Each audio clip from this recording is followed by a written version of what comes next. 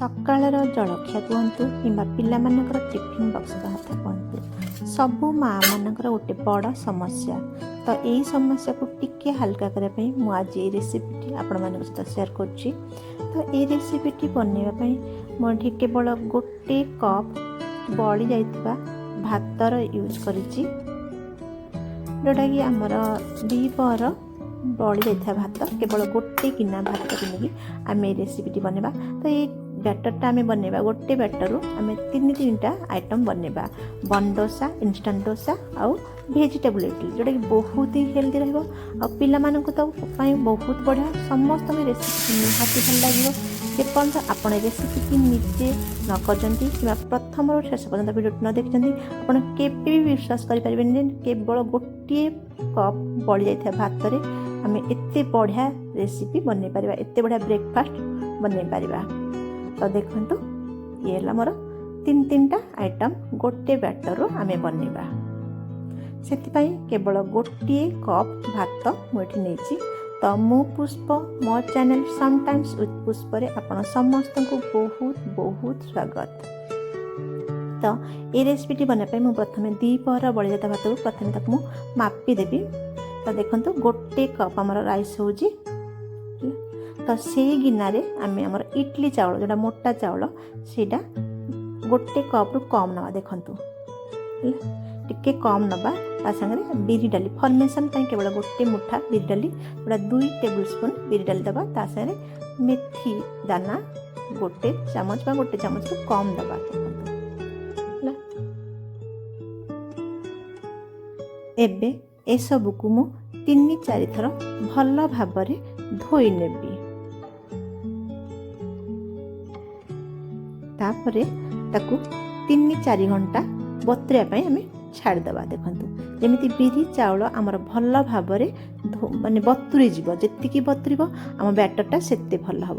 ଏବେ ଆମେ ରଖିଥିବା ଭାତକୁ ଦେଇକି ଭଲ ଭାବରେ ବିରି ଚାଉଳ ଆଉ ଭାତକୁ ଭଲ ଭାବରେ ମିଶାଇ ନେବା। ଏବେ ମିକ୍ସର ଜାର୍ରେ ଆମେ ତାକୁ ଦେବା, ଦେଇକି ଅଳ୍ପ ପାଣି ଦେବା, ଦେଇକି ଆମେ ତାକୁ ଗ୍ରାଇଣ୍ଡ କରିନେବା। ଆମେ ଟିକେ ଦରଦରା ଗ୍ରାଇଣ୍ଡ କରିବା। ଦେଖନ୍ତୁ, ବ୍ୟାଟର ଆମର ଏଇଭଳିଆ ହେବା ଦରକାର, ବେଶୀ ମୋଟା ନାହିଁ କି ବେଶୀ ପତଳା ନାହିଁ, କନସିଷ୍ଟେନ୍ସି ଏତିକି ରହିବ। ବେଶୀ ପାଣି ଆମେ କରିବାନି। ଆଉ ଟିକେ ବିରି ଆମର ଭଲ, ବିରି ଆଉ ଭାତ ଭଲସେ ଚିକଣ ହେଇଯିବ, ଚାଉଳ ଆମର ଯେମିତି ଦରଦରା ରହିବ, ଏଇଭଳିଆ ଆମର ବ୍ୟାଟରଟା ରହିବା ଦରକାର। ଏବେ ତାକୁ ଆମେ ଗୋଟେ ବାଉଲରେ ଟ୍ରାନ୍ସଫର୍ କରିଦେବା। ବାକି ତକ ଯେଉଁ ଅଛି ତାକୁ ବି ଆମେ ପେଷି ନେବା।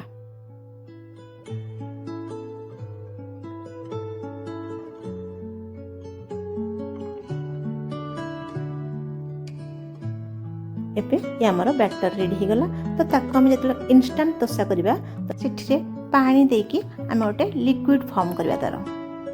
ଆଉ ଆପଣ ପସନ୍ଦ ମୁତାବକ ଭେଜିଟେବୁଲ୍ ଦେବେ, ନହେଲେ ତ ସ୍କିପ୍ କରିପାରିବେ। ମୁଁ ଏଠି ଭେଜିଟେବୁଲ୍ ସବୁ ଦେଇଦେଇଛି, ଗାଜର, କ୍ୟାପ୍ସିକମ୍, କ୍ୟାବେଜ୍, ଟିକେ ଚିଲି ଫ୍ଲେକ୍ସ, ଟିକେ ଓନିଅନ୍ ଦେଇକି ତାକୁ ମୁଁ ଇନଷ୍ଟାଣ୍ଟ ଦୋସା ବନେଇବି। ଏବେ ଏଇ ବ୍ୟାଟରକୁ ଆମେ ଫର୍ମେସନ୍ ପାଇଁ ରଖିବା। ତ ଏବେ ଶୀତ ଟିକେ ଟିକେ ଲାଗୁଛି। ତ ଏଇଭଳିଆ ଆଜି ଜାନୁଆରୀ ଲାଷ୍ଟ ଫେବୃଆରୀ 1 ଜାନୁଆରୀ ଲାଷ୍ଟ, ତେବେ ଶୀତ ଟିକେ କମି ଆସିଲେ ତ ତାକୁ ମୁଁ ହୋଲ୍ ନାଇଟ୍ ରୁମ୍ ଟେମ୍ପରେଚର୍ ରଖିବି। ଯଦି ଖରାଦିନ ଆସେ ତ ଆପଣ 6-7 ଘଣ୍ଟା ରଖିବେ, ନହେଲେ ତ ଯଦି ବେଶୀ ଶୀତ ଲାଗେ ତ 10-12 ଘଣ୍ଟା ଆମକୁ ତାକୁ ରଖିବାକୁ ପଡ଼ିବ, ଫର୍ମେସନ୍ ପାଇଁ ରଖିବାକୁ ପଡ଼ିବ। ତ ତାକୁ ମୁଁ କାଲି ସକାଳେ ତାଠୁ ବ୍ରେକଫାଷ୍ଟ ବନେଇବି। ଏବେ ଇନଷ୍ଟାଣ୍ଟ ଦୋସା ବନେଇବା। ତ ସେମିତି ପ୍ୟାନ୍ ଗରମ କରିକି ଆମେ ତେଲ ଦେଇଦେବା। ତେଲ ଦେଇକି ତାକୁ ପୁରା ଏମିତି ଜାଲଦାର ହେବ। ଏଇଟା କ୍ରିସ୍ପି କୁରକୁରି ନିହାତି ହେବ, ଆଉ ଏଇଟା ଇନଷ୍ଟାଣ୍ଟ ଖାଇବାକୁ ବହୁତ ବଢ଼ିଆ ଲାଗିବ। ତ ଏଇଟା ଆପଣ ଏମିତି ସନ୍ଧ୍ୟା ଇଭିନିଂ ଟି ଟାଇମ୍ରେ ବି ନେଇପାରିବେ, ସକାଳ ବ୍ରେକଫାଷ୍ଟରେ ବି ନେଇପାରିବେ। ତ ଇଏ ଆମର ଇନଷ୍ଟାଣ୍ଟ ଦୋସା ରେଡ଼ି ହେଇଗଲା। ତା ପରଦିନ ସକାଳେ 8-10 ଘଣ୍ଟା ହେଇଗଲାଣି, ଆମ ବ୍ୟାଟର ବି ଫର୍ମେସନ୍ ଆସିଗଲାଣି। ଗୁଡ୍ ମର୍ଣ୍ଣିଂ ଏଭ୍ରିୱାନ୍, ମୁଁ ପୁଷ୍ପ, ମୋ ଚ୍ୟାନେଲ୍ ସମଟାଇମ୍ସ ୱିଥ୍ରେ ଆପଣଙ୍କୁ ବହୁତ ବହୁତ ସ୍ୱାଗତ। ଯଦି ଆପଣଙ୍କୁ ଭିଡ଼ିଓଟି ଭଲ ଲାଗୁଥାଏ ମୋତେ ନିହାତି ଲାଇକ୍ ଆଉ ସବସ୍କ୍ରାଇବ୍ ଗୋଟେ ନିହାତି କରିବେ। ତ ଦେଖନ୍ତୁ, ଆମ ବ୍ୟାଟର କେତେ ବଢ଼ିଆ ଫର୍ମେସନ୍ ହେଇଛି, ବିନା ବିରି ଡାଲି, ବିନା ଇନୋ, ବିନା ଦହିରେ ଆମ ବିରି କେତେ ସୁନ୍ଦର, କେତେ ସଫ୍ଟ ଆଉ କେତେ ସ୍ପଞ୍ଜି ହେଇଛି ଦେଖୁଛନ୍ତି। ତ ଆମେ ତାକୁ ବେଶୀ ଫେଣ୍ଟିବାନି। ଏବେ ଆମେ ପସନ୍ଦ ମୁତାବକ ଭେଜିଟେବୁଲ୍ ଦେବା। ମୁଁ ଏଠି କିଛି ବିନ୍ସ, କ୍ୟାବେଜ୍ ଆଉ ଗାଜର ଆଉ ଧନିଆ ପତ୍ର, ଲୁଣ, ଟିକେ टिके बेकिंग सोडा बेकिंग पाउडर आम एमती सफ्ट हम किंतु आम आउ टे फ्लफी करने बेकिंग सोडा बेकिंग पाउडर दबा एबे मुझे बनवाई ये प्लेट नहीं प्लेट को आम तेल देकी ग्रीस करदे